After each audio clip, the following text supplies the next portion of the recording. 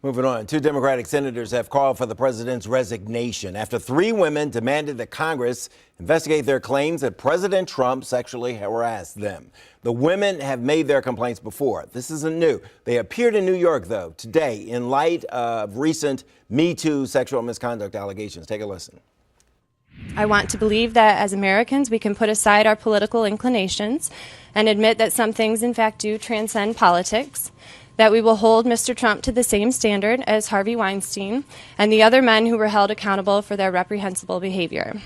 Therefore, I ask that Congress put aside their party affiliations and investigate Mr. Trump's history of sexual misconduct. We're at the position now where in some areas of our society, people are being held accountable for unwanted behavior. But we are not holding our president accountable for what he is and who he is.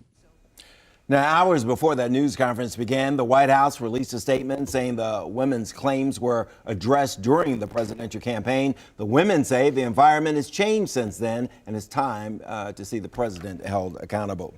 Joining me right now, Lenny Steinhorn, professor at American University. He's also done a lot of political analysis. You've been away, but I know you've been watching all of this.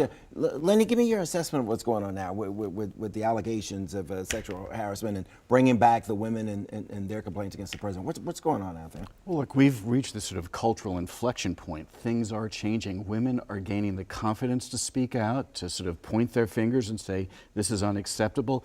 This has been going on for years. It's gone on in Hollywood for years, in politics for years, in business for years. It goes on at restaurants, in call centers, everywhere it goes on.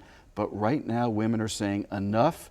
We have to call these people out. We have to say something. And because enough of them are doing it, it gives them confidence to do it. But here's the thing.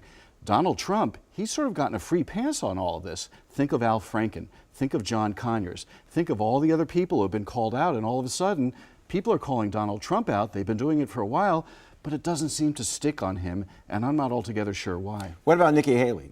She seems to be going against, the tide there. She's the only one in the administration who's saying, no, these women need to be heard. Well, credit to her on that, but you can only imagine how she might get some blowback from the president on something like this. But the bottom line is this: we should have zero tolerance for this type of behavior anywhere. Of course, that brings us to the Alabama situation, because right now it's possible that Alabama could elect someone to the United States Senate who is an alleged sexual predator preying on teenage girls. How can that be possible in the United States in the year 2017, that is just not sort of inexcusable in our society, and that people could either rationalize the vote for him or excuse the vote for him simply because of partisanship? That's unacceptable. Franken is gone, Moore should be held accountable, and Donald Trump should be investigated for these claims.